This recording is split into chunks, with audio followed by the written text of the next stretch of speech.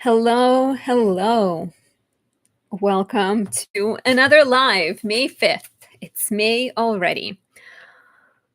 Hi.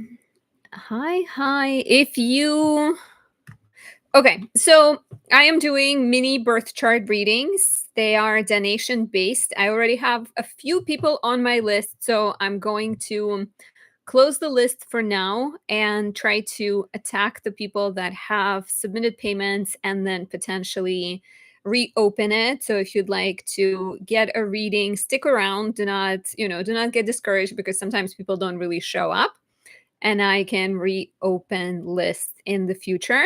So the first person I was going to do is Martha. I am curious if she's here. Hi, Monica. I already have your chart pulled up. I told my boyfriend you've been getting readings. My boyfriend was born in 1980, that you've been getting mini readings every time. And he was like, never stop doing Monica's readings. He's like, Monica, 1980. Okay. Is Martha here?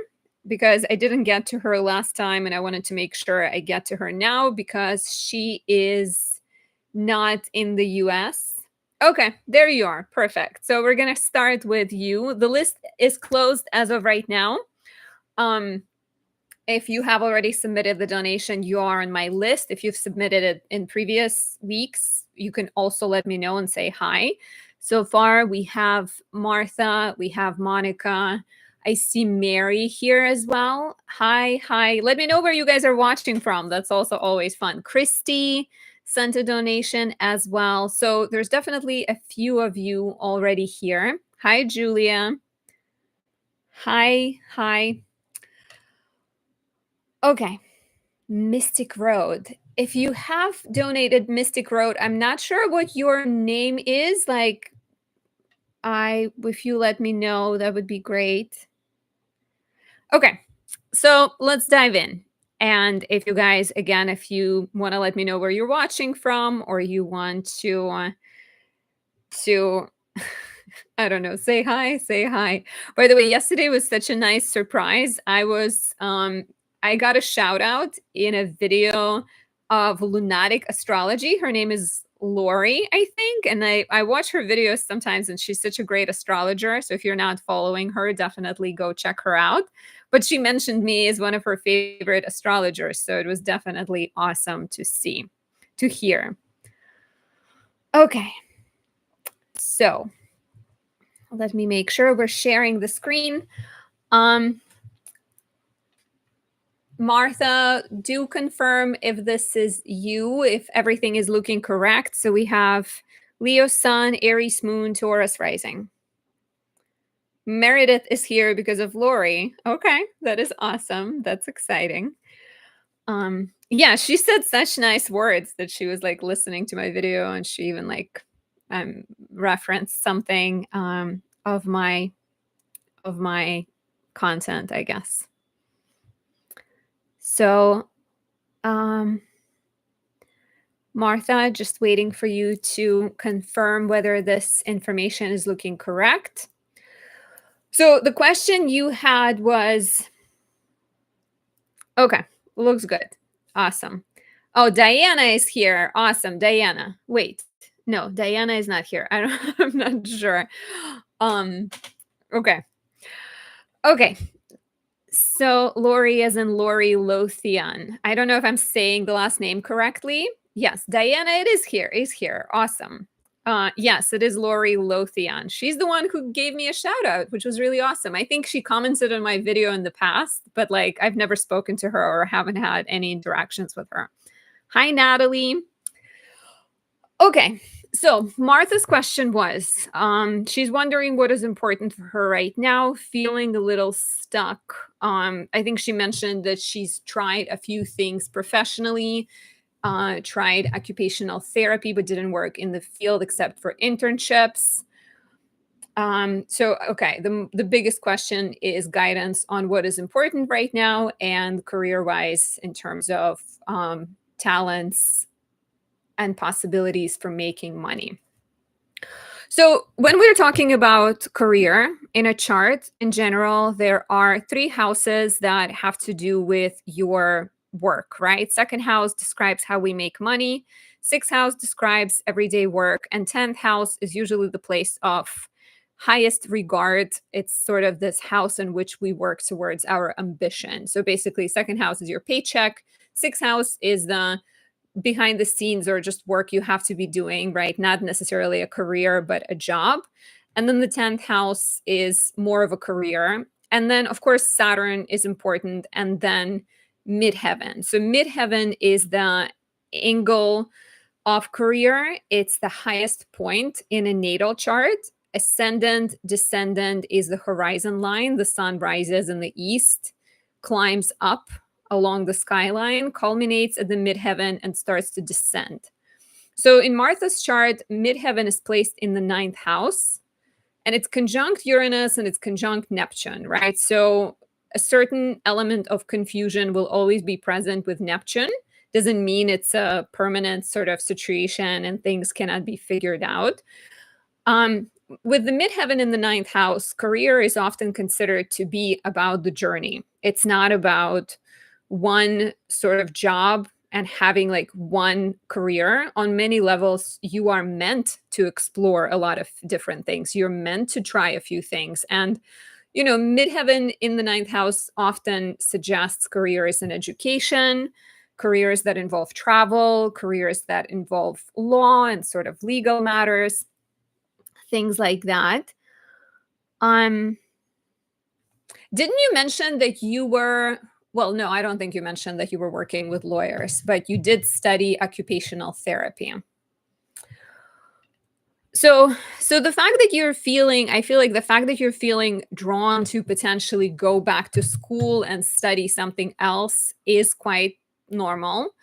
What also calls to me in your chart is the seventh house north node and north node conjunct Pluto, right? Because you are born with south node in Taurus in the first house, which indicates that being kind of grounded and stable and sort of good at maybe taking care of your body or taking care of sort of physical things. You know, Taurus can also suggest that you can make ends meet, you can be sort of financially savvy. And it often indicates like a soul of a person who maybe was like a farmer in the past, someone who was like, you know, really close to nature, really close to like body and making things with your hands. But in this lifetime, your north node is in Scorpio, and it's not only in Scorpio, but it's conjunct Pluto, which almost suggests that you meant to experience, I think, important transformations in life. And you're meant to go into the area of like psychology, sexuality, therapy. You know, a lot of it goes through relationships. I think to me, this suggests that like working in partnership with other people, having maybe a business, doing work that is somehow like mystical or has that like healing energy I see for you. And the same with Neptune Uranus conjunction on the midheaven. Neptune oftentimes is a sign of like a person that must do altruistic, spiritual kind of work. Yes, it could mean confusion, which, you know, you're sort of feeling confused, and it's your Saturn return. Saturn return also means a certain element of confusion, right? When we're going through our Saturn return, we tend to be, we feel like we are squeezed. We feel like we're being like sort of, it's not the easiest time, I don't think. And yeah, like Neptune, let me just see something for a second. Okay, so yeah, Neptune conjunct the midheaven and Uranus. So both of these sort of read as like an unusual profession. It could be great for writing. It could be great for teaching, guiding, healing. Like I do like psychology or some kind of like therapy modality type of thing. Neptune, why I said a writer, because Neptune is very imaginative and creative. So sometimes there is this like creative element. Like if let's say if you're a therapist, you're like a therapist that brings art into the mix and makes your patients sort of draw and paint. And Uranus conjunct the midheaven is also suggestive of like it will destabilize your career. It will potentially encourage you to keep seeking and looking for something that's like authentic and soul fulfilling. But it could also be a sign of like needing a job that's kind of not traditional, needing a job that allows your mind to get sort of freedom and get, exploring your mind and being free to do what you want to do. And yeah, Uranus I think also suggests that working for yourself could be a good idea, because Uranus doesn't like these sort of traditional ways of doing things, or Uranus wouldn't like to be supervised professionally and micromanaged. And then, of course, we also have to look at the fact that the ruler of your house of career is Saturn in the 11th house. And Saturn in the 11th, I am doing, video series on Saturn through the houses. Saturn in the 11th is a very communal Saturn. Like, it wants you to do work that serves the humanity. It may suggest a certain level of loneliness, like in your life, or like feeling like you don't quite belong with everyone. But all of that, and the moon in the 12th for sure would also suggest that, I think. So, but again, if you're feeling lonely, if you like feeling like the world, doesn't quite understand you at times, part of your mission might have to do like finding other outcasts, or finding people who also feel that way, and finding sort of like select few that you can work with. Saturn in the 11th is a really sort of powerful placement, because if we look at the houses and how things begin, they sort of start very embodied. In the first house, it's our physical body. Second house is all of our things. Third house is our siblings. And it's sort of like a lot of it is all of our like personal stuff. And by the time we get to the 11th house, it's our community. It's the effect we have on the world. So having the ruler of your midheaven in the house of community, I think, to me, what it feels like, if you're feeling confused, the answer may lie in like how you can help people. And with your sun in Leo, right, there's like a certain level of charm and generosity and kindness that can be very like helpful and inspiring to other people. And another thing too, you got to keep in mind that you are only 30, right? Saturn delays things. Saturn teaches you lessons. And even Saturn return, like there is a lot of sort of be patient, keep trying to understand yourself, and eventually you're, I think, going to figure it out.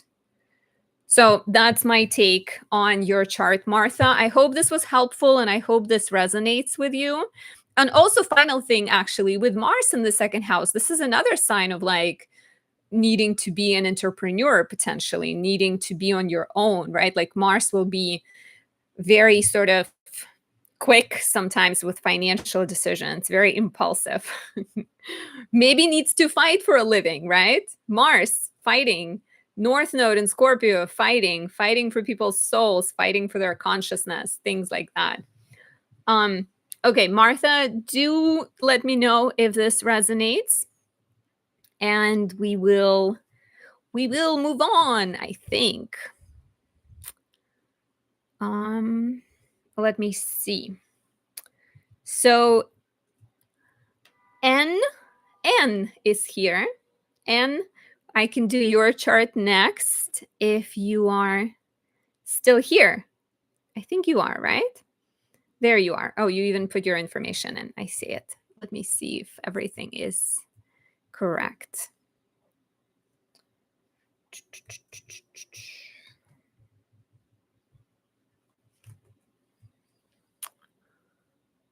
Okay. So you are here. Francesca is here. Okay, Francesca, I do think you are on my list. So yeah, so there's definitely quite a few of you on my list, and just so be patient with me, because sometimes this is a little bit overwhelming trying to like manage everything and keep track of everything. Also, if Karolina is here, she's pretty early on my list because she sent her donation on April 21st. Monica, I see that you're here. Lorice, I put your information in as well. If any of you are in like a time crunch, you can also let me know, so I'll try to prioritize your questions.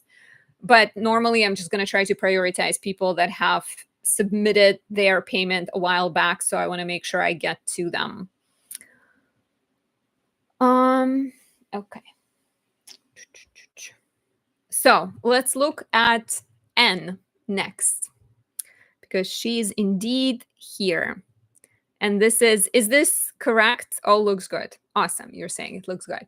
So her question was, what have you seen from people who have the seventh house lord in the sixth? That's an exciting one. And any Saturn return tips specific to your chart. So normally I do ask people to prioritize one question, but since the second one, both of them are like, sort of, I think, more general, less heavy lifting, I can probably do two, but just a note for anyone who's like submitting a payment and asking for a reading, one question ideal, because we want to get to other people. Vera, you are on my list indeed. If you send me the payment, you are on my list. And I also did just see a payment from Carla.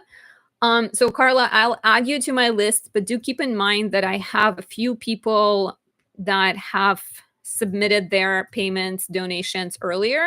So I'll definitely try to get to you, but if I don't get to you this time around, I will get to you next time. But I'm sure, I think I'll probably be live for like an hour, 40 minutes or 30 minutes at least, so we should get to you. Okay, so people with the seventh house lord in the sixth. Seventh house lord in the sixth, right? So a few things. Seventh house is the place of relationships, and the ruler of the seventh house or seventh house lord represents the partner. So this would be the partner. And sixth house is 12 houses away from the seventh, because you have to go counterclockwise, right? You go from seventh to eighth to ninth. You don't really go down from seventh to sixth. So sometimes this suggests a partner that is foreign, or a partner that's coming from a faraway land, from a faraway place. Sorry, you guys, my list is temporarily closed. I do see payments, and if you are sending payments, I am gonna add you to the list, but just keep in mind that there is like a few people before you, and so I might not get to you this time around. Okay, Anne, sorry, back to you. Okay. Yeah, so in terms of where the partner is coming, this might suggest someone foreign, right? This might suggest a partner coming from the sixth house type places. So with Jupiter in Aquarius, this is likely someone working for a large organization, a hospital, a university, some kind of scientific place, right? NASA, space agency, something like that. Someone who works with aliens.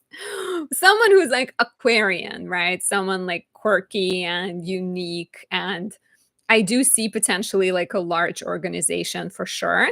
And sixth house is the place of hard labor. It's the place of like the grind and blood, sweat, and tears. And it's the place of mistreated, unfortunate, misunderstood, sick, lonely people, elderly. So what this also often means is like either a partner who they work for a big organization, but they like work a lot. They sort of have this like grinding type of work with a lot of details. It could also be someone like in a lot of times with the sixth house, you see people who maybe like, they work at a restaurant, but they are like the manager of the restaurant. So they deal with paperwork, or they deal with like a lot of documents and sort of logistics type of things, not necessarily someone who's like super, super visible. Oh, by the way, Anne, I love your Gemini moon. My Gemini moon sees you from a Gemini moon to Gemini moon. Another thing, sixth house is doctors, lawyers, veterinarians, nonprofit organization, somebody who serves other people somehow, and definitely someone in like a healing position. You're saying you're saying ooh. Are you dating anyone now? Is this resonating? Are you finding people like that attractive? Is this at all like someone you would go for? And it's interesting because you have Venus and Aries, which is very much, I see you, I know what I want, I know what I like. But the ruler of Venus is Mars, and Mars is retrograde, and Mars in Virgo will be very perfectionist and very maybe like sort of at times prudish, right? So it's like, I wonder how this works for you. You're saying I'm in the right place for that is all I'm saying. Weirdly in the right place, actually. That's good. That is good. Could 7 and the 6 also mean a foreigner? Yes, I did. I believe I did say that it's someone coming from like a faraway place. So faraway place could definitely mean someone foreign. Martha is saying, I saw the shout out by Lori as well. Congratulations. And you're also saying it did resonate. I'm actually considering studying psychology. Occupational therapy is also quite artsy. I do want to be self-employed as well. Fighting for a living is a bit frustrating though. Thank you so much. Your words do help me a lot. Much love. You're welcome. I'm glad this was helpful. Yeah, so like that's, and as far as your ruler of the 7th and the 6th, it's a relatively healthy Jupiter. There's not like, sometimes people have like, let's say if they are an Aries rising and they have the ruler of the 7th in the 6th, as in like Venus and Virgo, that could be more complicated because the ruler of the 7th house is the planet in its fall. So that's potentially more difficult, but that's not always going to be like, it's not necessarily going to be like, I wouldn't say that's the case for you. And so as far as your Saturn return tips, Saturn is in the 8th house in your chart. So sometimes this indicates these heavy karmic themes around dependency, either people depending on you or you depending on others. So when your Saturn return begins, and I consider it beginning the moment Saturn enters Aries, so from May 24th until September 1st this year, and then again from February next year until 2028, just keep sort of track of all these agreements you have with other people, because this could really be a good time to separate yourself from situations that are not good for you and be aware. And thank you so much for pressing the likes. I think that is really helpful. So if you guys don't mind tapping that heart button, that's definitely helpful. So yeah, like paying attention to the contracts you're signing, agreements you're putting yourself in, saying no to people that are taking advantage of you, right? Sometimes Saturn in the 8th can indicate these like sort of, like I said, sort of heavy patterns around taking care of other people maybe, or them, or relying on them. And there was something else I was thinking.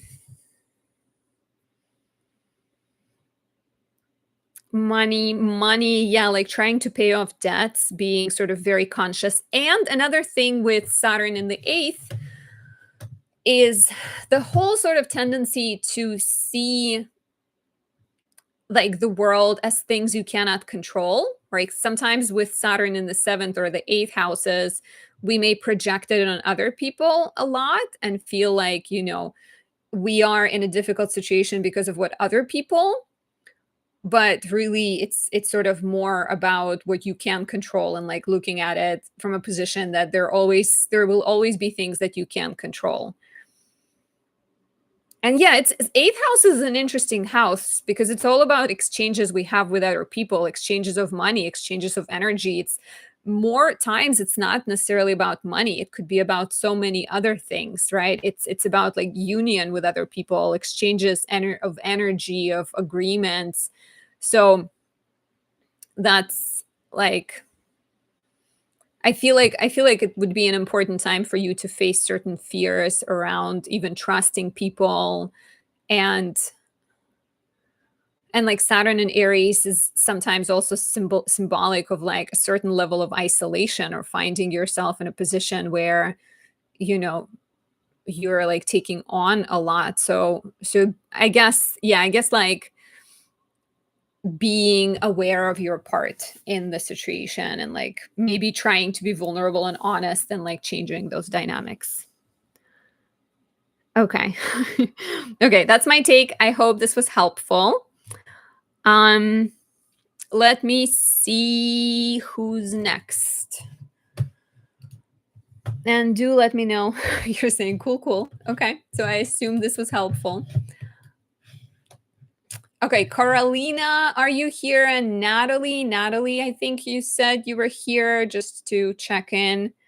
Monica, I appreciate you being here. I'm just, again, sort of trying to get through people that have submitted their questions, their payments earlier.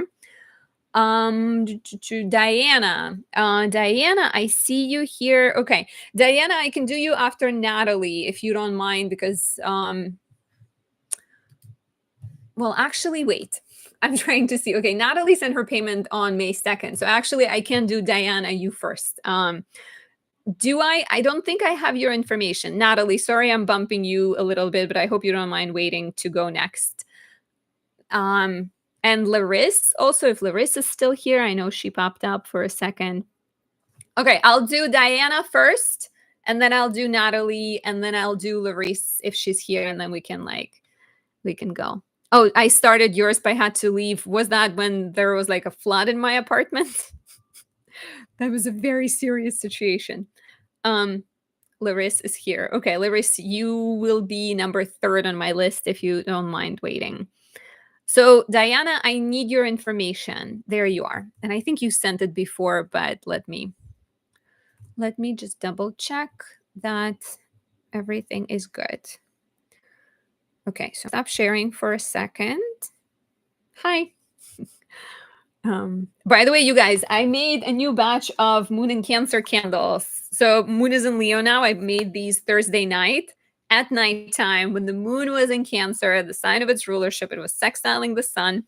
I don't know if you can see it really well, but it's decorated with silver foil. It smells like flower. These are like the best ones I make, or one of the best ones, because they're always like, they're the most soothing and relaxing. So they're available for pre-order on my website. Check them out.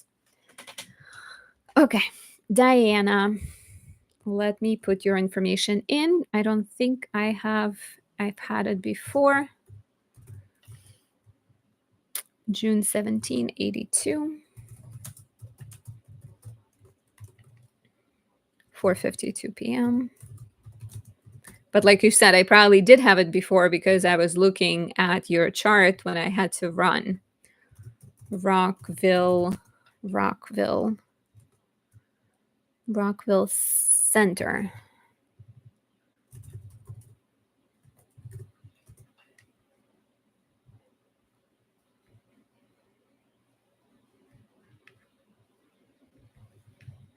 Okay. And your question is, Anna's saying, forgot to acknowledge that we both have Gemini moons. Love that. Love that. Yeah, Gemini moons unite. Okay, I'm on a mission to change. Diana is saying, to change myself and my circumstances, manifesting a relationship. I launched and rebranded my podcast, and I want to know if I will see the fruits of my labor. Okay, let's see. So I might pull up your chart together with the transits, just so that is an option here.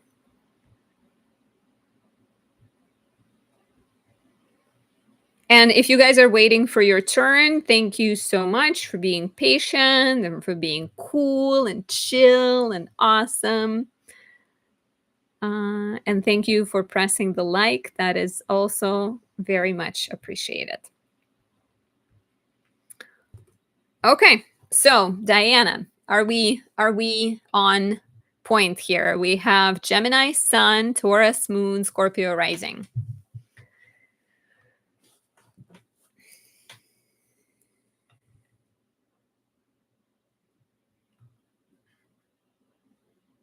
Allison, hi.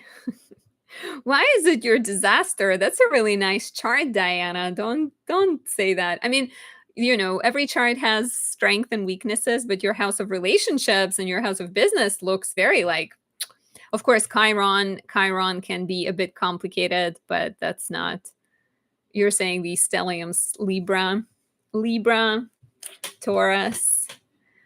Yeah, I see it. Okay.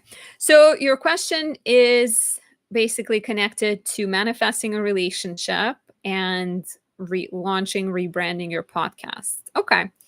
So let's see. You have a strong ruler of the house of relationships and the house of business, and that is your Venus in Taurus, Venus in her domicile. I'm actually Actually, there is a Venus and Taurus candle that's like right, this guy I'm lighting. I have a Venus and Taurus candle going right now because we can all use a little bit of Venus and Taurus. Okay, then what else? The house of social media I would look at when it comes to podcasts. The ruler is Mercury in the eighth. So I feel like as long as you're talking about um it's okay. So the ruler being in the eighth, it's like you can talk about money, you can talk about death, you can talk about relationships, therapy, anything like that, that can definitely be helpful, could be useful. Jupiter has been in your house of relationships and partnerships with other people. And what's actually quite exciting is Jupiter is going into Cancer, which is your ninth house of publishing and education and travel. And it's going to be conjoining your North Node, which is also a sign of needing to learn to be vulnerable, right? So I feel like if you're doing a podcast that is allowing you to be vulnerable, and that is like letting you express your tender and soft side of yourself, then it's perfect. Business partnership is always kind of good here, I think, because the ruler of your North Node is the moon in the house of relationships. What is your podcast about? You're saying it's definitely vulnerable. That's good. Merita saying, I see all your recordings video. Diana saying it's called Divine and Disobedient. That is catchy. That is very Mercury in Gemini. Divine and Disobedient. Yeah, right? Mary's saying great name for sure. And Mercury in Gemini always has this, like, Mercury in Gemini to me is very much like a troublemaker. It's someone who can like talk to themselves and debate an issue with themselves and jump from one perspective to another and be sort of like, very, very like, I like it. It's very much, it's a placement that stirs emotions in other people. I think people are rarely indifferent when it comes to Mercury and Gemini. You're saying I'm a verbal processor for sure. Yeah. And romantically, so the ruler is Venus. She's strong. She's conjunct Chiron. So there may be somehow, like a sense of wounding or sense of vulnerability in relationship, like a challenge that maybe comes from a paternal relationship. Like if your parents were struggling, if they didn't have like the most, let's say your parents didn't fight, or they were like, there was a lot of maybe passive aggressive energy in a house, or you couldn't be angry because people around you were so angry, right? There's maybe a wounding in romance connected to that. So I think like learning to express your frustration and learning to connect with this Mars, the warrior within you that is tucked away in the 12th house and it's in the sign of its detriment. I would really recommend my Mars Kazemi candle or oil for you because it captures Mars in Scorpio. So it's like a ruler of the house, ruler of your chart, and it's Mars in like an action oriented, because sometimes Mars in Libra can be passive aggressive themselves and can sort of avoid conflict to their own detriment, because conflict is not always a bad thing. So when your Mars is in Libra, you have to learn that. Spot freaking on. Yeah, it's like interesting too, because you also have the moon in the 7th house, and the moon is very maternal. So maybe you're looking for like a partner who is like reminiscent of your mom on some level, which could be both good or challenging. Someone who's like beautiful and soothing and comforting. And it's normal when you're a Mars ruled person to seek a partner that's Venusian, that will bring peace into your life, but you shouldn't kind of compromise your goals and desires in the process. So Diana, that is my take on you. I hope this is helpful. I do think Jupiter entering Cancer will be nice for you because it's going in your house of like sharing your knowledge and wisdom that begins on June 9th, that lasts for a whole year, right? So that could be great. You're saying challenging, and I'm steering away from that. No moms allowed.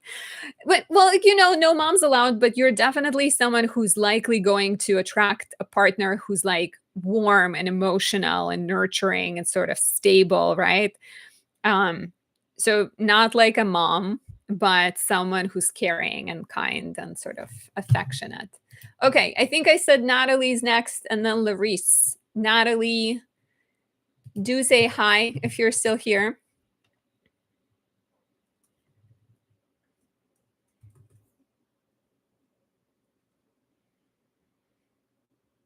Natalie, are you Verde darling? Can probably scroll up to see where you are. There you are, Verde darling. Okay. So, Natalie asked to keep her information private. By the way, if any of you ever like want me to keep your information private, you can always specify that by sending me an email. You can send your information and then it'll just ask me to not share it.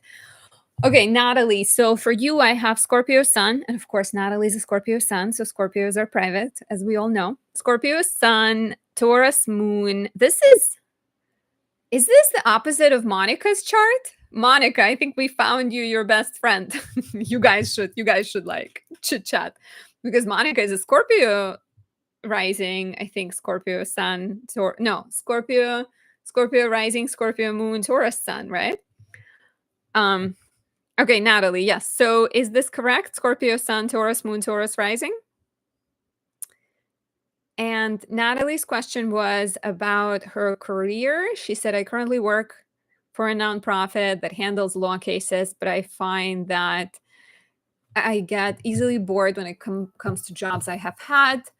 If you see a potential, okay, you were asking about possibly moving abroad. Okay. So let's see. Careers that get boring. Of course, Uranus on the midheaven, right? There it is. Anne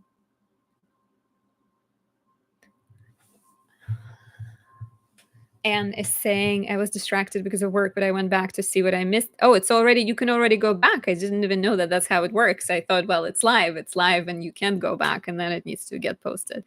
But you were saying whole Mars Virgo retrograde is prudishness. It's true in the sense that I'm very protective and picky. I've thought about being a nun. Well, don't be a nun, but yeah. Okay, that's cool. That's cool to know that you can rewind. Okay, so Natalie, so it's interesting because your situation is a little bit similar to Martha, which is the first reading I did today, right? Not the same, obviously, but is somewhat similar. Hi, Mike. Okay, so your midheaven is in the 10th house. It's in Aquarius. Pluto just went into Aquarius, so it's very much the time of important transformations in your life and professional shifts and perhaps rediscovering more of your power, right? And Pluto is very close to your Neptune. It's really making harmonious aspects, I think, because you are a Gen Zer. And so Pluto, Pluto will be sextiling your natal Pluto. And a lot of times when we get these like generational aspects, so right now it's aspecting harmoniously Gen Z generation. And then it's also aspecting who's before millennials? Is it Gen X? If you guys know, let me know. But it is supportive, and I think it's very much suggesting that you are in this place of like professional reinvention right now. Okay, thank you for confirming that it's Gen X. So yeah, it's really good for people born like in the 70s, really early 80s, and then Gen Z people. Because it's kind of like, very, very, I think, aligned with part of your natal energy. So, okay. So midheaven in Aquarius, very much socially oriented. I think there needs to be working for a large organization, always symbolic or always connected with Aquarius, doing work that serves humanity, doing work that is somehow innovative, inventive, serves some kind of higher purpose, has an element of originality, uniqueness, shows your individuality. freedom at work, right? You saying you get bored at things is right here. It's not just Aquarius, but it's also Uranus on the midheaven. Like Uranus doesn't like stiff, stifling, boring, predictable work environment. So a lot of times this would be really good for being self-employed, for sure. And you actually have a really good, strong ruler of the house of business. So, seventh house is connected to business, but so is, well, actually, your ruler of the house of business is this exalted Mars and the house of partnerships. Seventh is the house of partnerships, the ruler is Mars. And then third is the house of business, the ruler is the exalted moon. And the two are by sign trining each other. So, this looks really nice. I like it. So having, yeah, like having work where you're independent, having work where you're working for yourself and kind of free to do your own thing, working in politics, working in mm, having a nonprofit organization, working with AI, working with some kind of like even astrology or doing things that are like unique and unusual. I like. So because you're saying, oh, you are working for a nonprofit that handles law cases. Do you get a lot of do you like does your work change a lot in this nonprofit or does it sort of remain predictable and kind of boring maybe? And would you potentially ever have your own business or try to do something that where you could maybe wear more hats or even within that it is predictable? Okay. Do you resonate with like wanting to have a job that is forever changing? Let me think also. And the ruler of your midheaven is also Saturn in the first house. So whenever Saturn is in the mix, that also I think is symbolic of slowing things down and you needing to be more patient with your career. You're saying I like change and would prefer to be behind the scenes.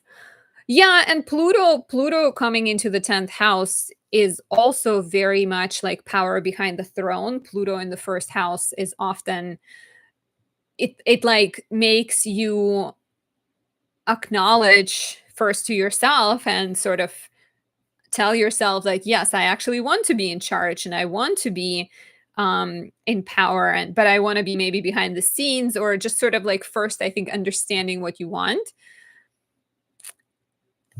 Yeah, it's interesting because Saturn can definitely bring this like repetitive routine type of energy, but Uranus doesn't want to. Maybe it's about you working for a nonprofit, but like having more freedom to change things or having more freedom to be in charge because like Saturn, even Saturn in the first house, like it initially creates a lot of like maybe seemingly like obstacles or difficult authority figures or even like fears that you're overcoming as an individual. Like Saturn in the first begins sometimes it's a sign of like beginning life with some kind of obstacle, right? Like Saturn in the first may literally be like a difficult labor. Like when you were born, your mom struggled.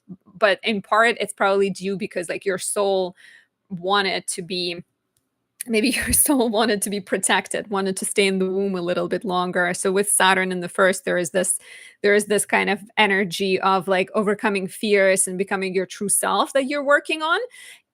And you may notice that, like you haven't had your Saturn return yet. It doesn't mean it's impossible to understand yourself until your Saturn return, but Saturn return changes things a lot. And so when it rolls around in 2028 for you, that is likely going to be like this really big life changing period in which perhaps your Saturn opens up a little bit more.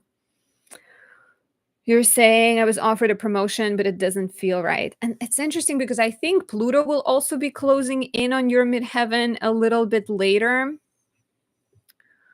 So let me actually see if I can pull up.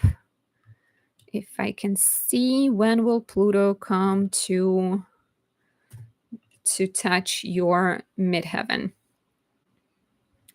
But then we also, we also have to consider that your north node is actually in Leo in the fourth house. So part of your life purpose lies in building a family and maybe becoming a leader in the household. And so a lot of times I think if you like feel at ease at home and you explore your creativity and you maybe find like what makes you happy and playful, that might also be a very sort of like telling for your career, I think. Like it's sort of like take care of your inner self. Pluto will conjoin your midheaven in 2030 and 2031. So that's still ways away. Okay. Let me see. I like I like that Allison and Mike, you guys are becoming friends. Okay. So I'm just gonna remind myself of your question again.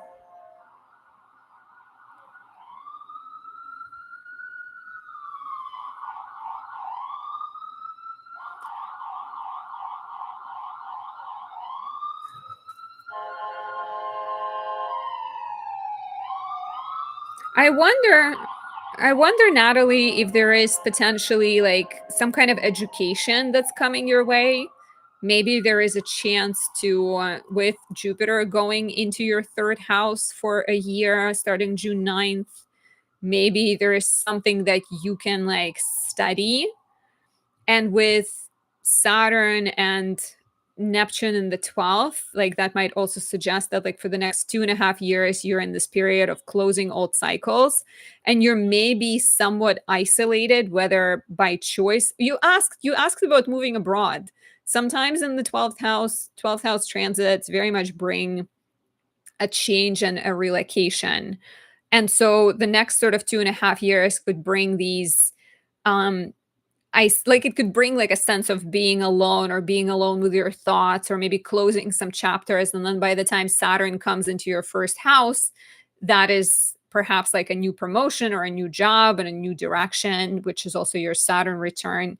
But it feels to me like you need to be, I think on many levels, like you're encouraged to overcome your own fears and maybe have work that nurtures like it's also Saturn moon conjunction, so maybe there is some kind of element of like working with children or women or being like in charge. Neptune, right? Like Neptune is also always like either creative um or altruistic, healing, serving, needs to have a mission, needs to have a purpose, and Uranus needs to do it on their own terms.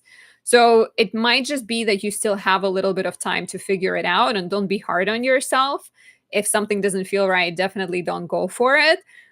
But yeah, the next few years can be a little bit maybe introspective and can like encourage you to ask a lot of questions. Yeah, Carla, New York sirens. And I moved to the other side of my building.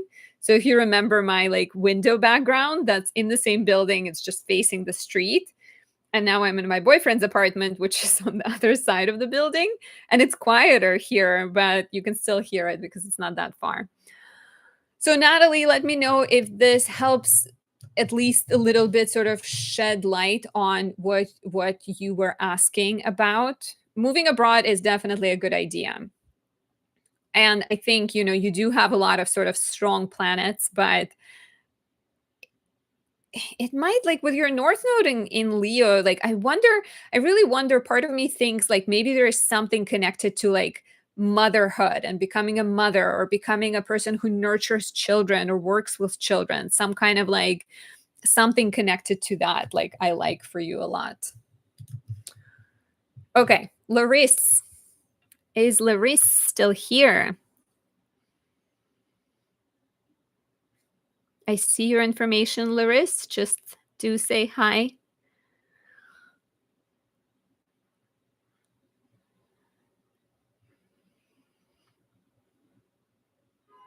I like kids, but not for now, but thank you, it helped.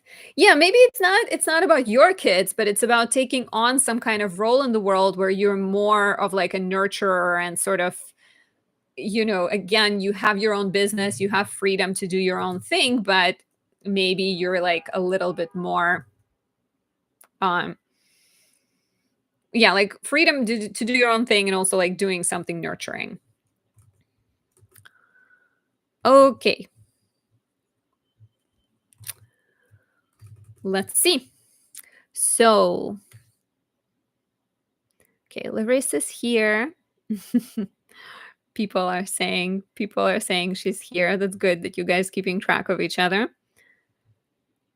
Okay. So, I have November 6, 87 232, Lima, Peru. So, Scorpio Sun, Taurus Moon. We have a lot of Scorpio energy today, and Scorpio Taurus moons apparently as well, or Scorpio moons, Taurus suns. Virgo rising. My questions are around the Neptune Saturn transit over my north node. It's a good question. Plus Uranus opposition. Uranus opposition. So that's not for like the next 5 or 6 years. So I wouldn't necessarily worry about Uranus opposition. Oh, wait, you're saying Uranus opposite my Venus starting in a few weeks. So again, I don't think it's going to be the exact opposition, but it is going to come close. So it is worth considering. Let me just look at the transits real quick. Okay, that's interesting. The chart is still sharing even though I closed it. Uranus opposite your Venus. Okay, yeah, that's fair. I just don't think it's going to be exact this year. I don't think Uranus makes it far enough to oppose your Venus because it's only in Gemini for like 4 months, July 7th until November 7th. So it's probably going to start feeling like Uranus opposition, but it may not be exact quite yet. Okay. So let me look at the exact dates and then we'll check it out.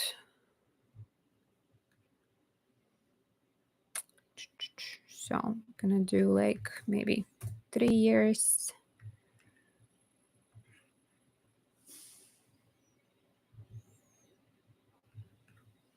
I'm just pulling up some transits. I don't know if you guys can see me doing that because sometimes it only shares one window that I have, but not all of them. Okay, so Lorice, you asked about Saturn, Neptune conjunct your North Node. Okay, that is definitely happening this year. So Saturn conjoins your North Node in June, July, and then March 2026. Neptune conjoins your North Node 5 times. May, August this year, March 2026, November 2026, January 2027. And Uranus opposes your Venus, as I said, in 2026. So not exact this year yet, but we'll talk about it. So it's exact on June 16th, 2026, December 13th, 2026, and April 3rd, 2027. So you do still have about a year to prepare. But let me see again. So Neptune, Saturn transit over my North Node, Uranus opposite my Venus, new relationship, looking for one. Karolina. Hi, Karolina. Okay, Larissa is saying it goes to a degree away. Yeah, it's within a degree for sure, but with outer planets, they're moving so slowly and it kind of creeps towards your Venus, but then it starts to move away. So you might feel it, but you're probably not going to feel it very, very strongly until next year. Okay, so Neptune, Saturn on your North Node. You're born with South Node in Libra in the second house of money and values. You have a soul of a peacemaker, very charming, very diplomatic, potentially have found yourself early in life as a peacemaker, right? With Venus in your 4th house of home and family, Saturn, Uranus here, like having to be the one who always looks nice, Virgo rising, right? Always is perfect, always is there to sort of help other people understand themselves. Your North Node is in Aries, and Neptune and Saturn conjoining your North Node will activate this energy very strongly. North Node in Aries is here to teach you how to be independent. It's here to teach you to shed all this all this, people pleasing, diplomatic energy that doesn't serve you, and go more into into self-understanding, I think. And it's in the eighth house, so it might suggest that you're sort of meant to, you're meant to say no to some people. You're meant to go through sometimes literal death and rebirth, which I like. I really like that you have Jupiter in the eighth house. That usually tends to make people more optimistic about death, right? Like Jupiter sort of might suggest that you see it as a very interesting spiritual experience and you're not necessarily afraid of it. And Jupiter in the eighth can also bring you gains through deaths. Like I've seen it. Kelly Surtees, I believe talks about having Jupiter in Pisces in her eighth house, and very early in her career, she inherited. She worked with an astrologer, and astrologer passed away, and she inherited all of that older astrologer's client base. So sometimes this could be what Jupiter brings. But North Node in the eighth is all about building your emotional sort of strength and resilience. And whether it's because you're tapping into learning about astrology, learning about tarot, learning about therapy, sexuality, or things happen to you, or both, it sort of teaches you to find that sort of inner strength and inner fire, I think. And so with Neptune coming here first between March 30th and until October 22nd this year, it maybe is inspiring you to sort of explore these mysteries and these invisible things. And it can be stirring a lot of desires within you. And then Saturn comes in second between May 24th and September 1st. And Saturn will break some of the Neptunian dreams away, will sort of dismiss them as fantasies, and it will likely force you to recommit to things. So I feel like what has your nodal return been about for you? So we've had your nodal return roughly would have started in April 2023 and lasted until the end of 2024. So what has what kind of themes did that bring into your life? Because that would have been all of this on some level, and now Neptune and Saturn are coming in to kind of make you commit to it, right? Like if you've experienced some kind of revelations. I think it's also about trust and letting people in and trusting that even if they disappoint you, or if they don't satisfy you, or something happens, you have the strength to say no to them, or you'll be okay no matter what happens. It was an apocalypse in relationships. I had a terrible breakup. I had to end a relationship that was disempowering me.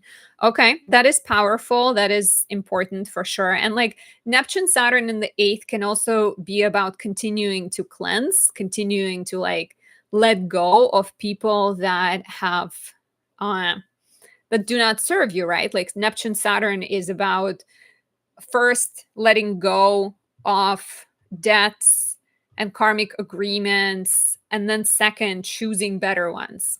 So I think that's what I'm feeling in terms of Saturn Neptune. We'll see. Also look back at 96, 97, and early 98. You would have been really young, right? But that would have been Saturn in Aries. That would have been Saturn on your North Node. So what was baby Lorice doing? What was she doing when she was really young? And Uranus Venus opposition definitely has potential to be to bring up some shakeups, some relationship revelations. It can bring a new person into your life. And we got to keep in mind that sort of, again, this year it comes close, but it doesn't perfect. And then it perfects in June 2026, December 2026, and April 2027. And so it could be this interesting storyline where you are opening yourself up with Uranus in the house of career. You're maybe opening yourself up to new professional possibilities, or to new people through career or through your public life. And the opposition to Venus rules your ninth house, and she rules your second house. I feel like to me this reads as like maybe something happening professionally that takes you far away, or that forces you to study, or that changes your worldview. And it could be romantic, but it's like a shaky aspect. So it's maybe again something exterior that affects your beliefs and that brings new people, and then through that, through a little bit of discomfort or stepping outside of your comfort zone, you feel sort of better about opening yourself up to new possibilities. So this is what I think about your questions. I hope this was helpful. Let me know if you have any follow-up questions. And who is here who sent me donations? Is anyone here? Please speak up. Say hi if you are here. Also, if you guys ever want to book a personal reading with me, to like talk face to face, to ask me questions, to have like a conversation, you can find it on my website, anastasiadoesastrology.com. Always. You're welcome, Lorice. And good luck. I'm also born in 87 like you, so I'm also going to be having Saturn Neptune on top of my north node, so we'll see how it goes. Mary's here and Francesca. Okay, awesome. Let me just check. So Mary and Francesca. Okay, you both guys sent me a payment, I believe, last week, right? So Francesca, if you want to send your birthday information, that would be great. Vera is here. Okay. And I can do Merita, did you also send me a donation? I don't know if I have you on my list.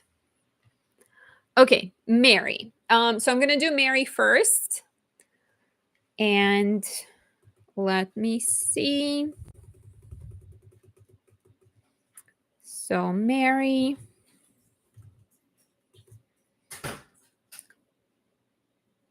Merita is saying 87 generation here. Carla, okay, I see you guys. Christy. Okay, let's see if we can get through everyone. But if not, just bear with me. We will try to do it. And Karolina also, if Karolina is here, I sent her an email to double check her birthday information, but I didn't hear back. Merita is asking, it's an open donations. It's donation-based readings, sort of like pay what you can. And I currently do have a lot of people still to get through. So if you want to come next week and sort of do a donation next week, that might be good. Mike and Allison are chatting. Sorry, if I missed any questions from you guys, you can always just repeat them, copy, paste. Okay, so Mary, are you Scorpio Sun, Leo Moon, Pisces Rising? Look at the amount of Scorpio Suns today. It's a very busy day for Scorpio Suns. And Francesca, if you want to email your information to Anastasia.does.astrology@gmail.com, that might be best, because this way I'll have it for longer. And I'll take a look at you next. And I see you, Vera and Carla. I see you guys. Mystic Road. Why am I always confused about your real life name? What is your real life name? Could you please tell me? Because I don't think I wrote your YouTube name.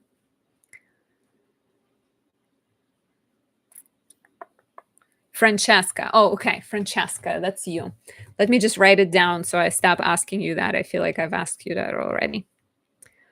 Francesca is Mystic Road. You're saying you emailed me your information already? I don't think I have it. At least I don't have it like immediately in front of me. So if you could send it again, I would greatly appreciate that. Oh, there it is. You just put it in the chat. Okay. Could you email it as well, just so I have it so it doesn't scroll up and then I lose it? Okay. Mary. So focusing on Mary. Okay, so you said the information is correct. My question is regarding using my creativity and mental health. I paint, write poetry, and working on a novel, but I struggle with depression and anxiety. I do not medicate or drink alcohol, do drugs. I'm wondering if there is something I can do or reach for to help me. What do you see in terms of my mental health and writing creative projects? Okay, let's see. So you are a Pisces rising with Jupiter as a ruler in your eighth house. Jupiter is co present with Pluto and Saturn. So the planet of good luck is hanging out with the planet of power, death, and rebirth, and the power and planet of hard work and legacies. So I feel like in your life, pain is deeply connected to gains, and every gain potentially has a tax you have to pay on it, because it's like Jupiter is very much tied to these guys.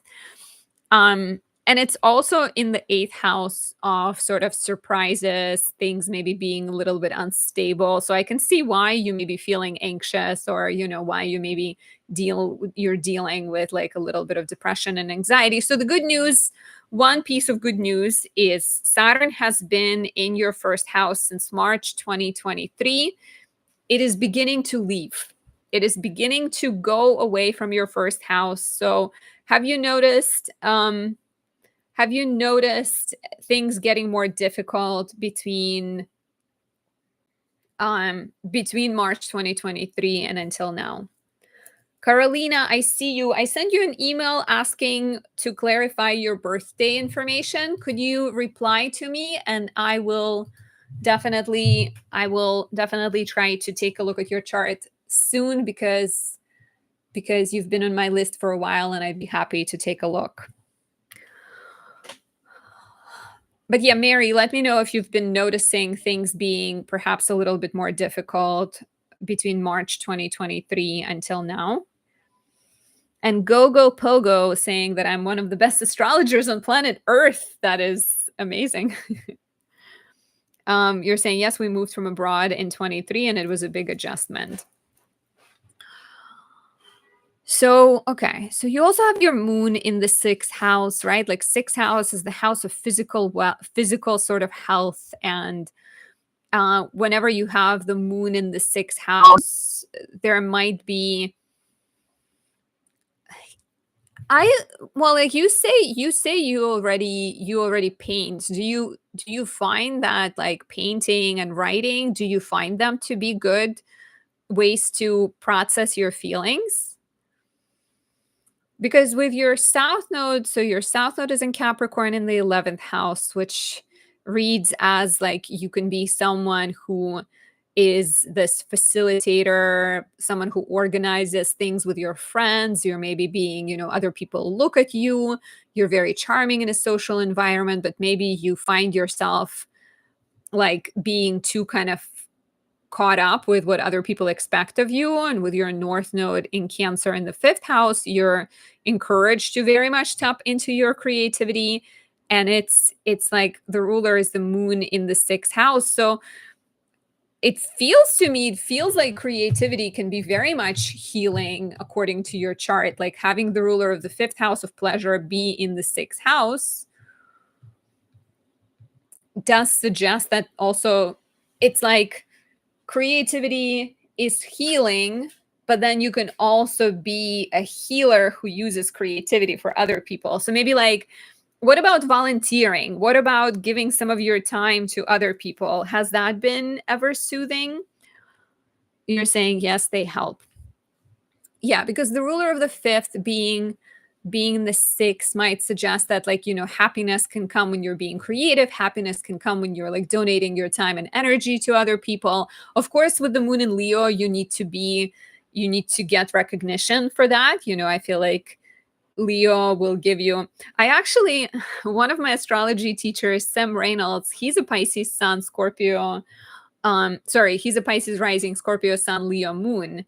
And so he's an astrologer, so very, sort of Scorpio, looking into like the mysteries and secrets. And I don't know if he ever volunteers or anything, but I think like in your chart, I could see that being helpful. You're saying, yes, I painted the musical sets for the school and it was lovely. Yeah, I like this for you. I think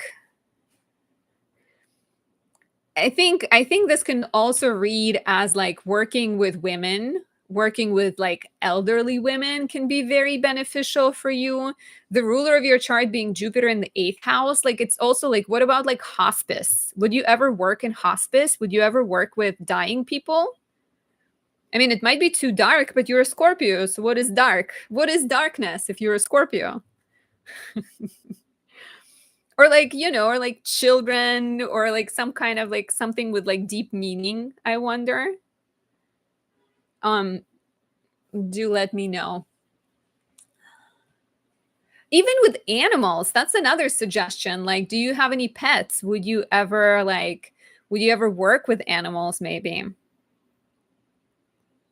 Because all of that like painting, doing, uniting your love for creativity with helping other people. You're saying, oh my, that would be so emotional. Yeah, for sure. That's why I wouldn't do it. But like I feel like maybe it's even not about like yeah, like doing art for people who are like like they're healing of something or they're getting better. I wonder sometimes, like also even just thinking from the fact that you are a Scorpio sun and the opposite of Scorpio is Taurus, and Taurus is all about like embodiment and creativity and being grounded in the body. So like anything that takes you outside of the maybe anxious, stressful mind and puts you in your body. And like even with, your Venus is earthy, your Mars is earthy, nature, meditation, yoga, all of those things. And of course, like bringing creativity into the mix too. Um, Karolina Otsarek. I was talking about Karolina Yarmul or Jarmul. She's the one who I've had on my list for a while. So I don't know if you also send me a donation, then you might be on my list too, but probably not yet. So, Mary, I hope this was helpful. Do you have any follow-up questions? I do think creativity is probably like a really important for you. And I feel like you should be, especially with the 11th house, 5th house aspect, like you're almost like with North Node in the 5th, you're meant to be more playful, and you're meant to like explore sort of your emotions and express your emotions in a creative way, because North Node and Cancer people, they're here to learn how to cry, they're here to learn how to feel, they're here to sort of explore everything. And then when it's in the 5th house, it could be very prolific for writing, for painting, for anything like that. You also have 3 wonders for children. Yeah, your children could be very helpful, like watching your children and playing with your children. And like, when kids are small, they have no concerns over like they have no fears, right? They don't worry about what other people think of them. And so I think that's kind of another like sign of what could be helpful for you. And in terms of writing, I think you're coming up on a very supportive transit for writing, because Jupiter is going into your 5th house of creativity. It is going to be squaring Saturn in the 2nd house of money and values. So there might be a bit of friction between what you want to be doing and what is pleasurable versus what you have to be doing for work, or to pay off debts, or to fix up a property you recently bought, or something, something of that's type of thing. But Jupiter will be in your 5th house of creativity from June 9th this year until June 30th next year. And it's going to be trining your 9th house of publishing. It's going to be trining your Mercury. It's going to be sextiling Mars, which rules the house of publishing. So I think you should keep going with writing. So yeah, writing could also be like a really good way to process your feelings and get in touch with your feelings, both for helping your mental health as well as dealing with, I don't know, like tapping into your North Node, let's say. Okay, Mary, I hope this was helpful. Okay, Karolina, yes. Let's do you. Okay, I don't know if you got back to me, but I was just trying to check whether you're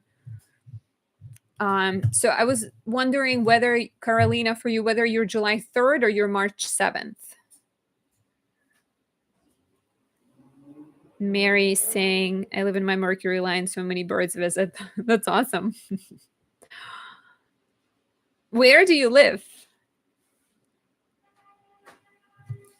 Where is your Mercury line?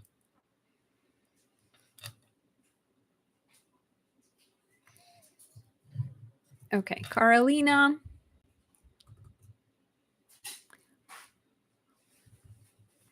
I did assume that you probably meant you are July 3rd, but do let me know.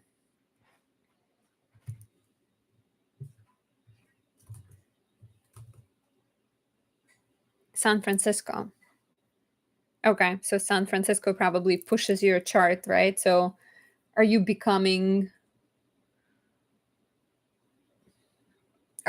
an Aquarius rising in San Francisco?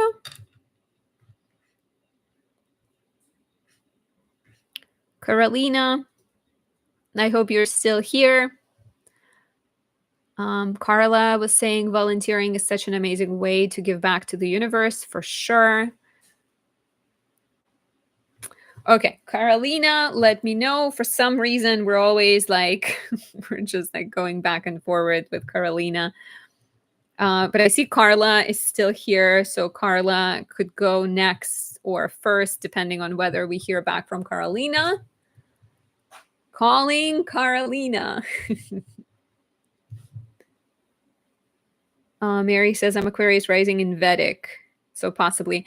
But if you're saying you live in your Mercury line, that might also suggest that in San Francisco, your chart has shifted. Carla, what's the email we should send you our info so I can write it down here for everyone to see and send you the info to the right place? The email is Anastasia or Anastasia, Anastasia, period, astrology. So basically the name of my account, but just periods between the words at gmail.com.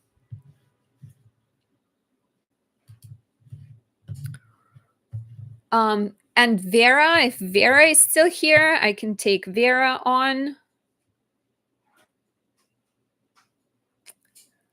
Carla, yeah.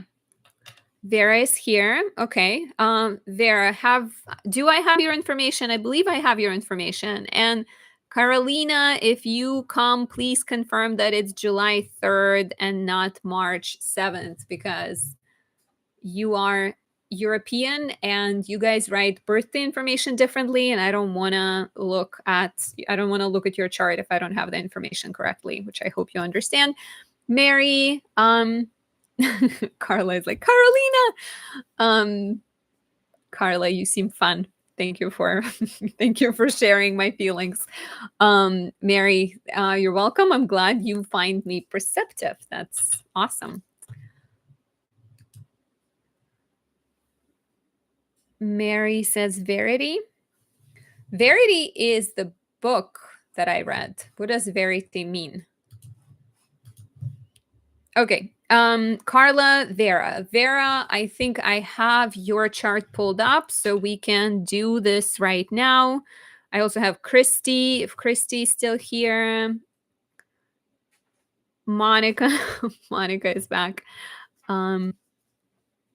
Monica, I see you. Christy's here. You guys are awesome. Thank you for being patient. Okay. So, Vera.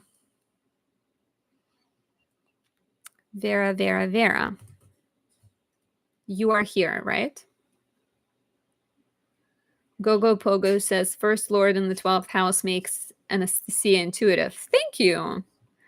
I do have actually not only First Lord in the 12th, but 12th Lord is in the first. I have like this sort of, the ruler of my 12th is in the first, the ruler of my first is in the 12th. So they are saying hi to each other.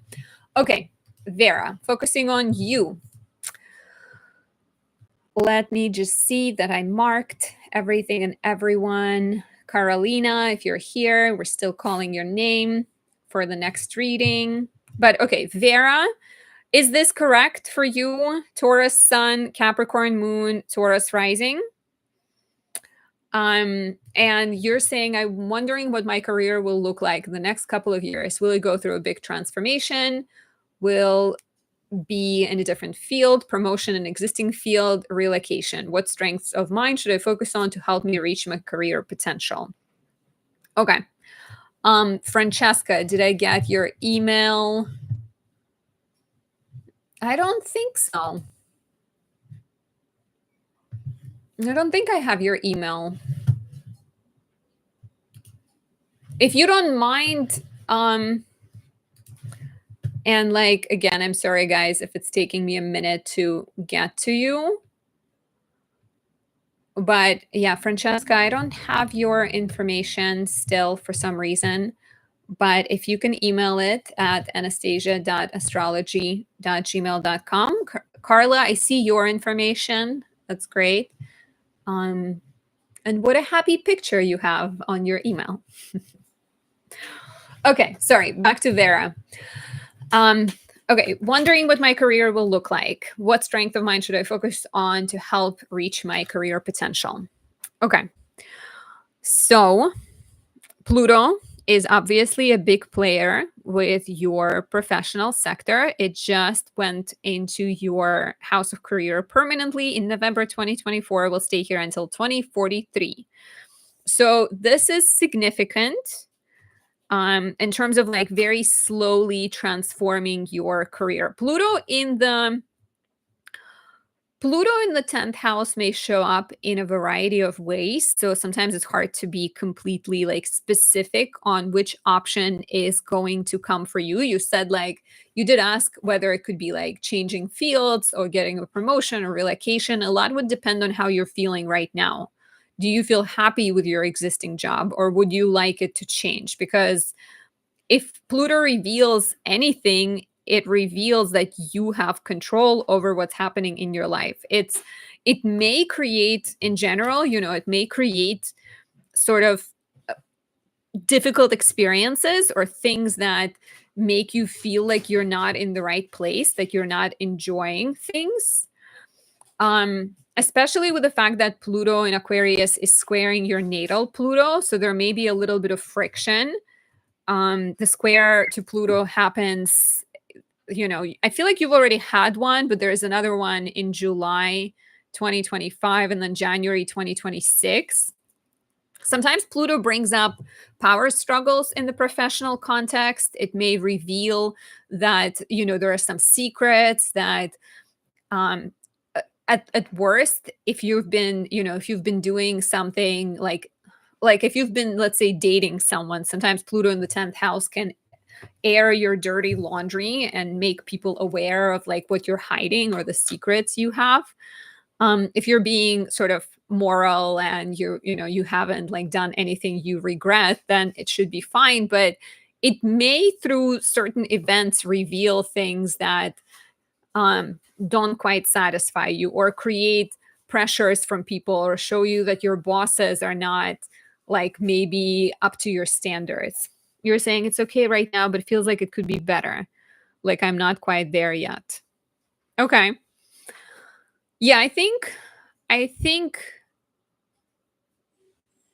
Pluto in the 10th, and I've said that today already, but like Pluto in the 10th, through other people or through events in your life, will make you realize where you should own your power, where you should kind of gain more control and step into like more powerful position.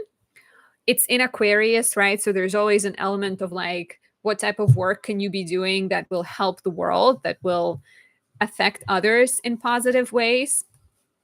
So it's going to be conjoining your midheaven in May 2027, and then February 2028, and then again August 2028, and then again December 2028. So the next couple of years will be significant.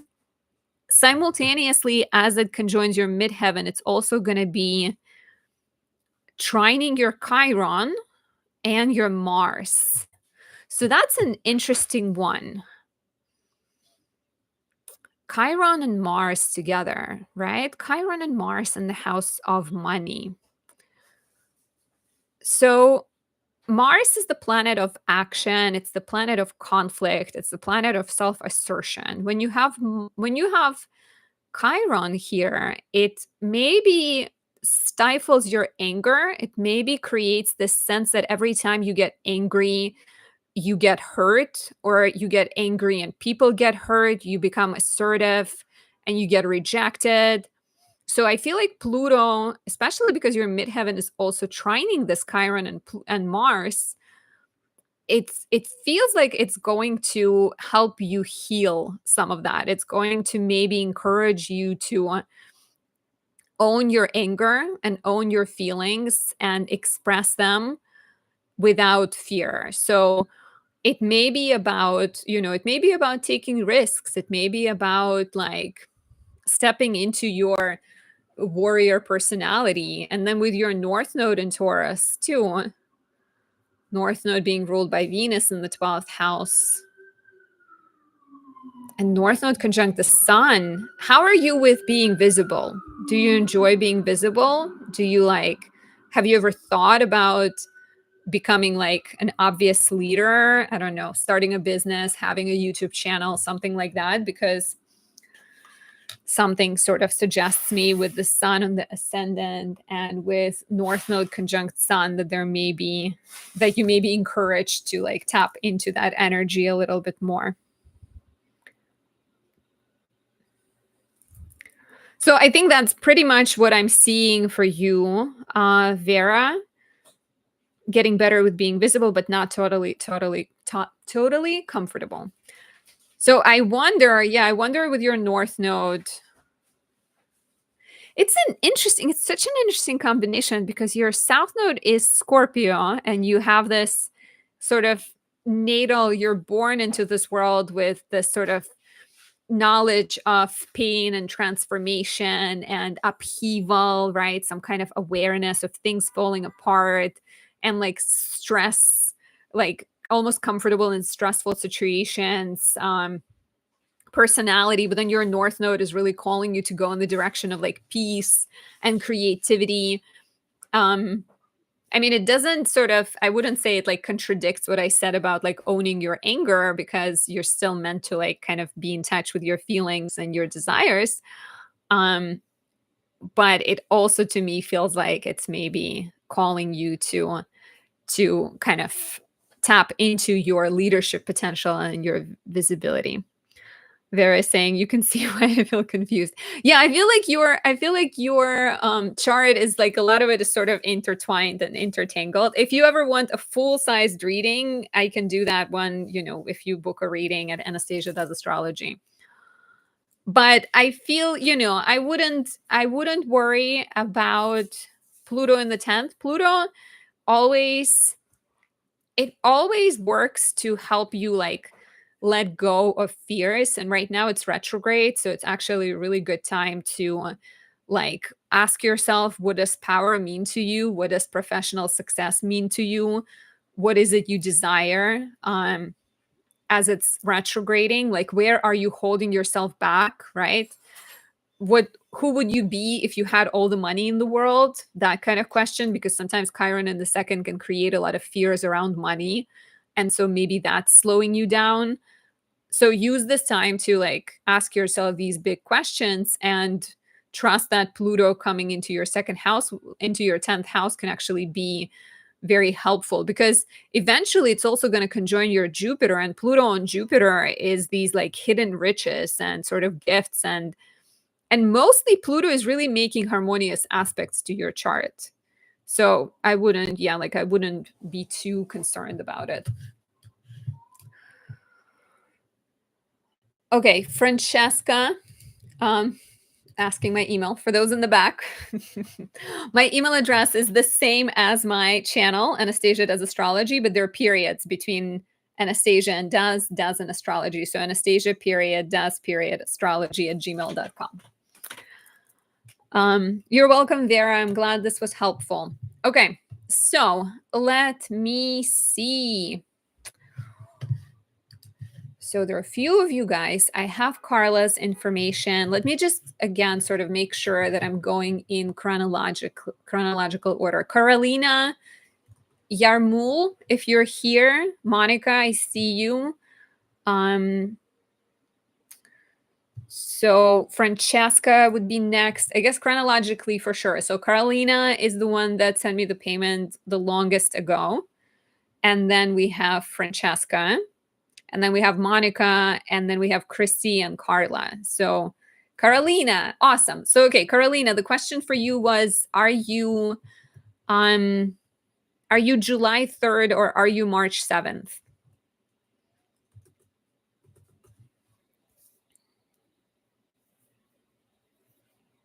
And then we can, and also if you are July 3rd, awesome. So that's what I thought, because you wrote your birthday information in the European style, but I'm both. I am familiar with both, so I put it July 3rd. So Cancer Sun, Virgo Moon, Virgo Rising. Is this you?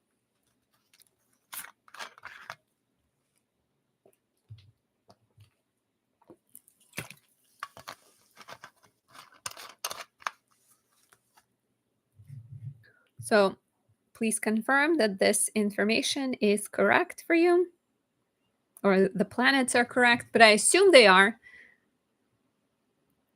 Carla says no worries. Thank you for being patient, Carla. If I somehow don't get to any of you guys, you will be at the top of my list next time around. So the list does not lie. So I, just keep that in mind.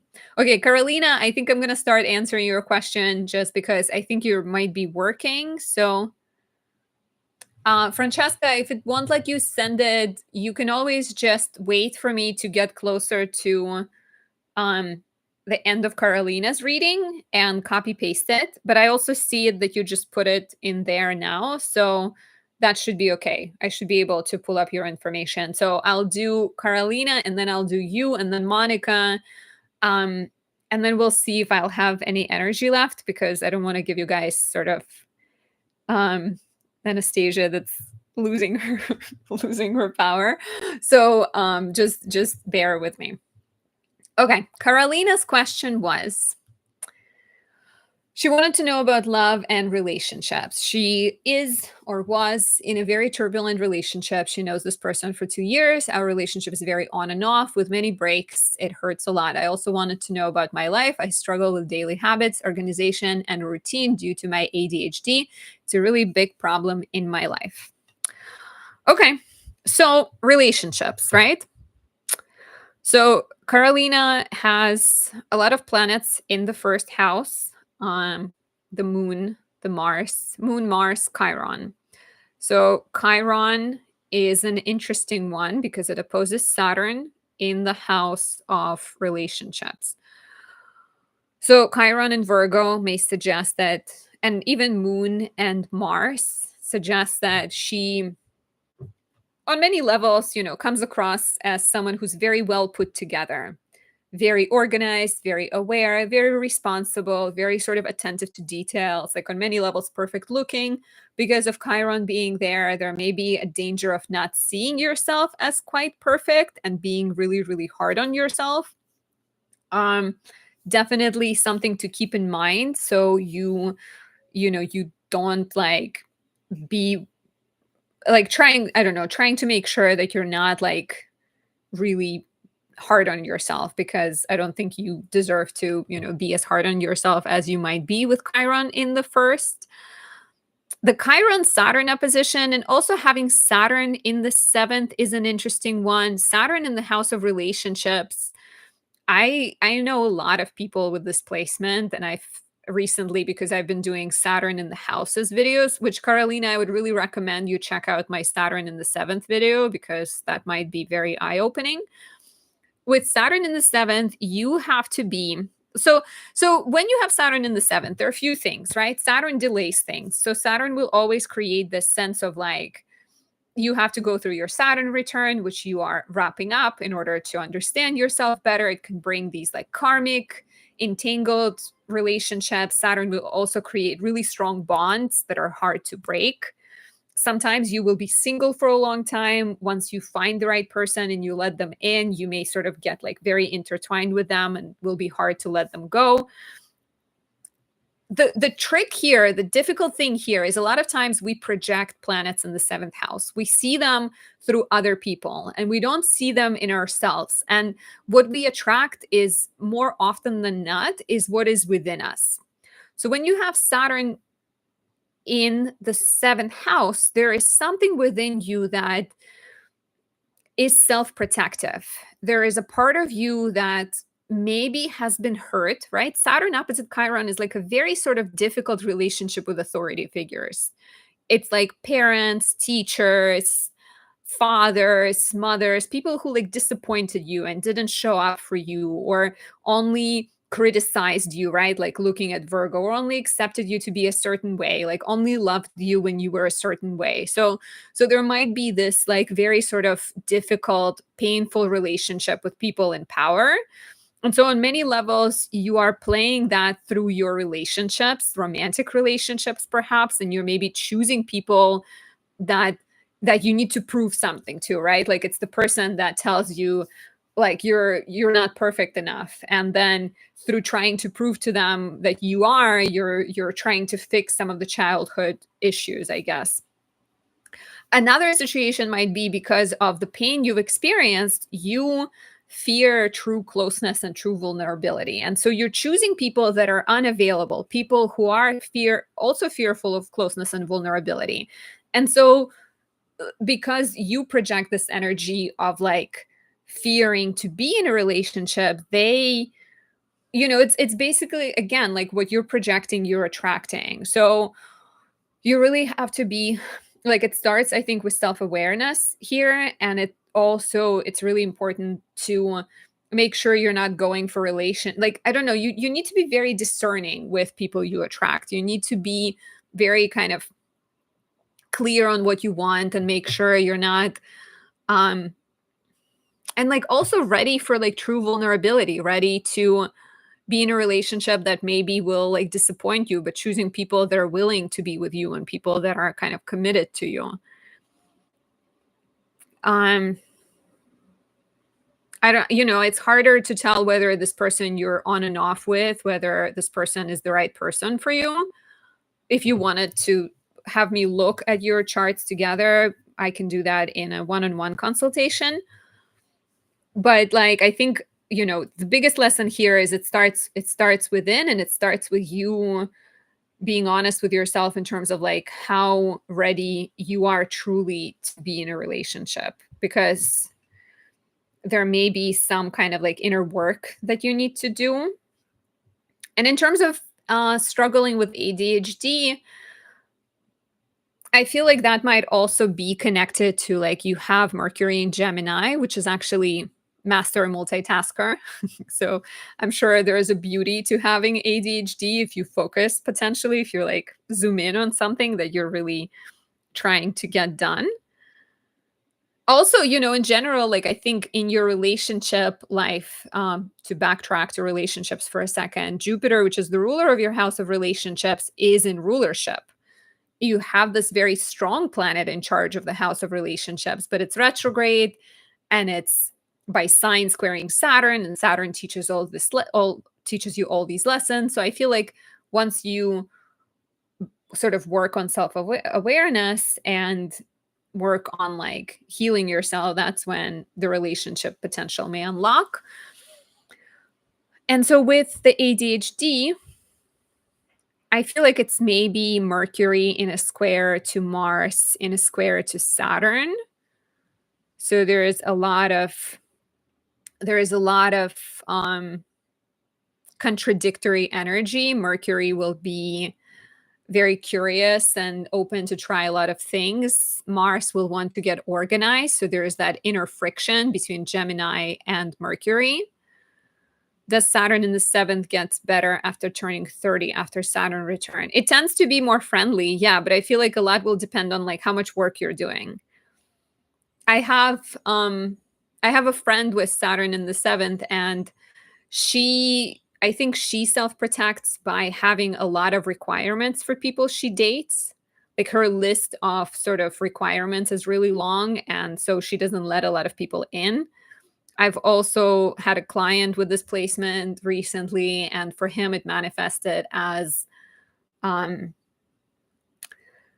marrying someone who didn't feel about children the same way that he felt, and then falling in love with someone who was married, so couldn't be with him. So there was, like, a lot of kind of when we talked about his parents and how his relationship was with his parents, there was a lot kind of tangled in there because he was choosing relationships that were similar to his relationships with his parents, that were, like, sort of distant and not fully, um you also, with this placement, you also have to, like, make sure that you're not choosing relationships that feel safe. Like, you're not also just going for someone who will never leave you because they're, like, poor or needy or whatever. It's very much like learning to create balanced relationships. It can for sure get better after your Saturn return, and I think it will. But yeah, just sort of gotta work on it. Rogue Remerge says, I have Saturn in the 7th. Sadly, no, my Chiron return blew it all in my face, because then you will wind up having to leave them. It's very personal. I think it's very, very personal. Like, a lot depends on, like, for you, Karolina, you have all this Virgo energy in your chart. Virgo loves self-improvement. Virgo works on itself. Virgo is like, it's a forever in a laboratory trying to perfect the perfect recipe of self. So I think don't get discouraged. There is nothing in your chart that blocks you from having a relationship. If anything, having the ruler be Jupiter in the domicile is very helpful. And as far as ADHD, I would recommend uniting your mind with your body, and maybe sometimes calming the mind by meditating, journaling, exercising, trying to be in your body as much as possible. I know people take medication for ADHD. If you're not planning to do that, there's probably other ways. I'm not a doctor, so I wouldn't sort of claim to know what you should be doing for your ADHD, but there may be other kind of ways to get more grounded. Karolina says, I feel I want to work on myself, but I can't put in the work or can't start. So the interesting thing is, right now you're going through a south node in the 1st, north node in the 7th transit, which is all about releasing the old and kind of shedding the old layers of yourself.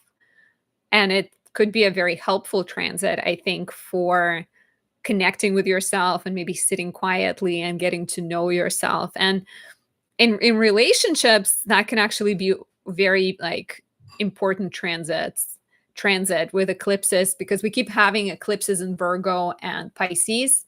There was a first eclipse in your house of relationship in September 2024, and then we have another one in September 2025. So all of that is, like, either you letting go of this complicated relationship, or maybe something transforming, because I've seen examples of people being in these, like, difficult on and off situationships, and then the person changes and get better, and things potentially improve. So that could be a positive sign. You're saying, I tried medication, did not really work for me. Maybe I will try another medication soon.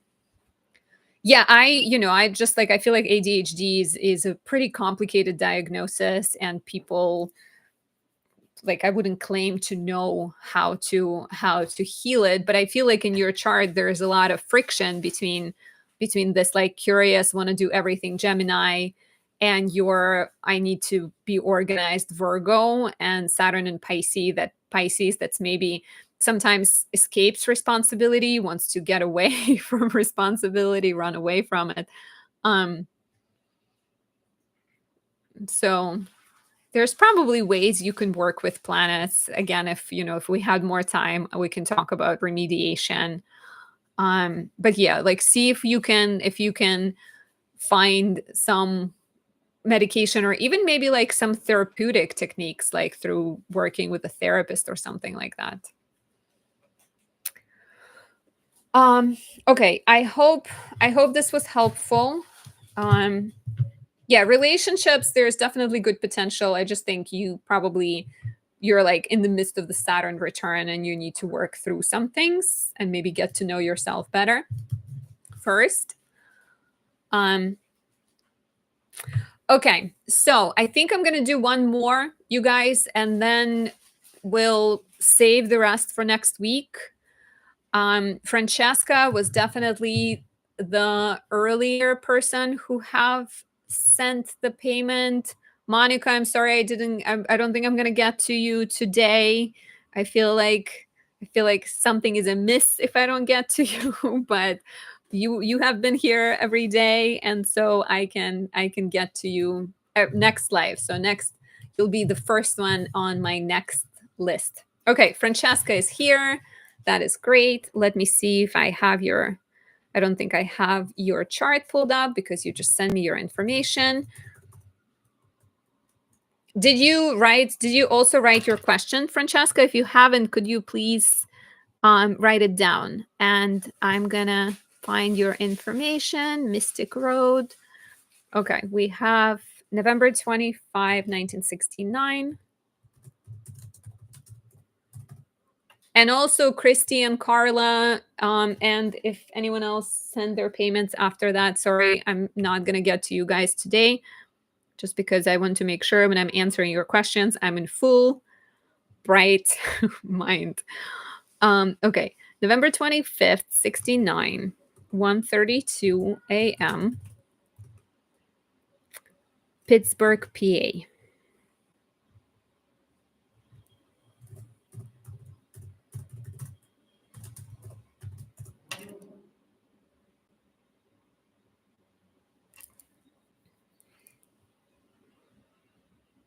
For some reason, it's not wanting to. Did I misspell it? Pittsburgh? Pittsburgh. Oh, H at the end. Pittsburgh. PA. Okay. Yeah, Francesca, let me know your question if you have not yet. And there we go, Francesca.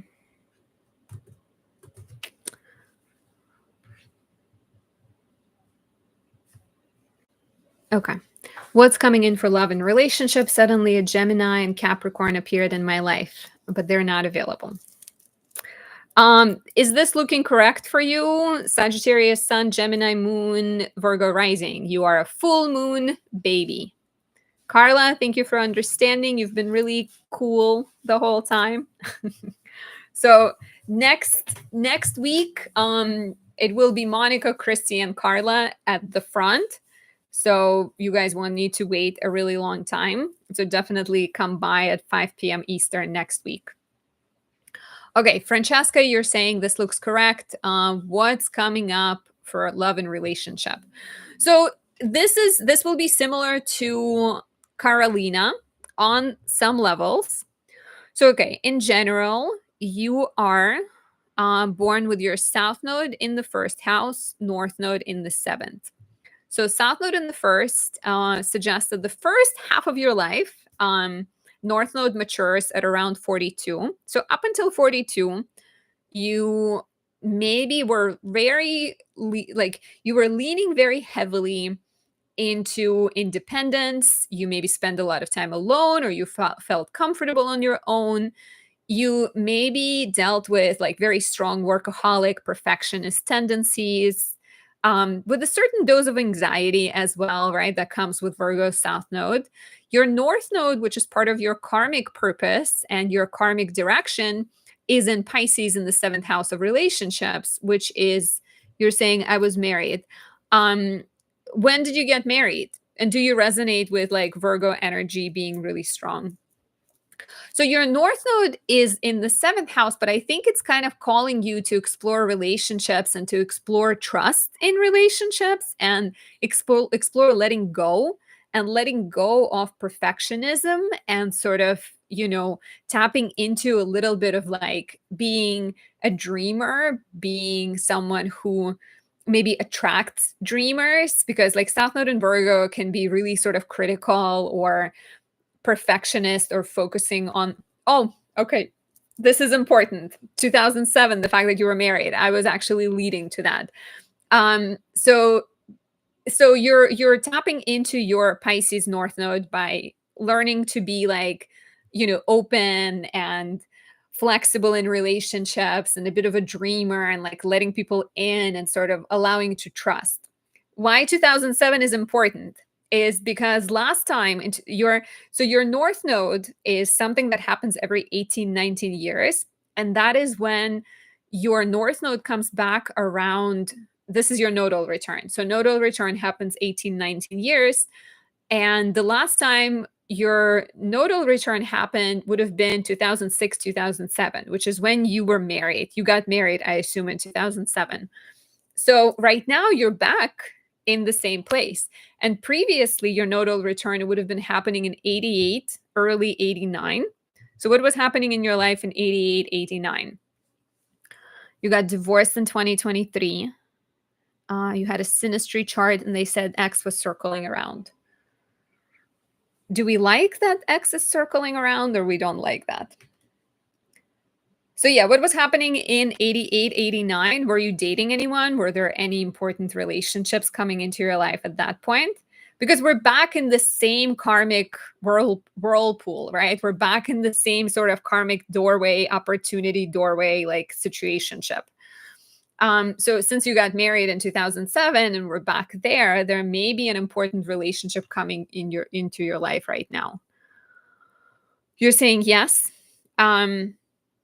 A Leo. Is it about 88, 89? You were dating someone at the time? So there are a few eclipses that are going to come. Okay, if the screen goes dark for a second, forgive me. I don't know if it goes dark, but I'm just gonna check out dates. So there's an eclipse in your 7th house of relationships on September 7th this year, and then the final one is on August 28th, 2026.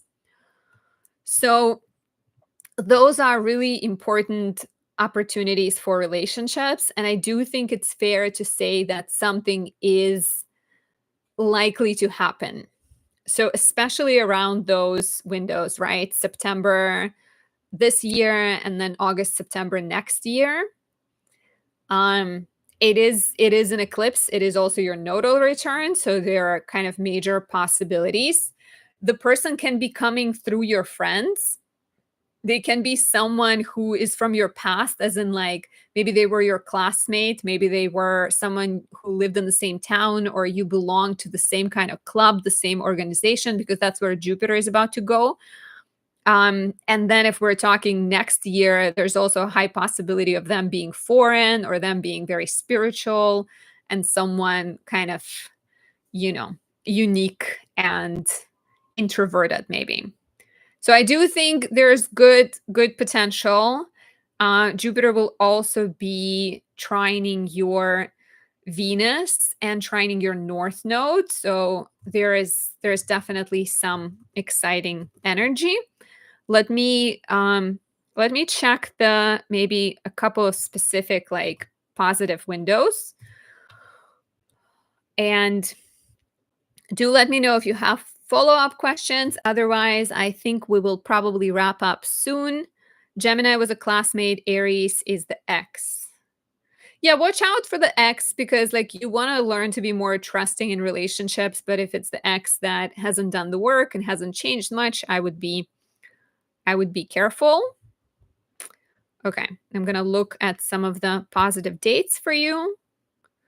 Some of like relationship windows. I do think those September, and look at this too. So Venus, Jupiter will trine your natal Venus, which is the planet of relationships, on September 3rd, 2025, January 24th, 2026, and April 26th, 2026. Is there a marriage? It could be a marriage. It could be about getting married for sure. I think especially because you got married in 2007 and we're now in the same exact cycle.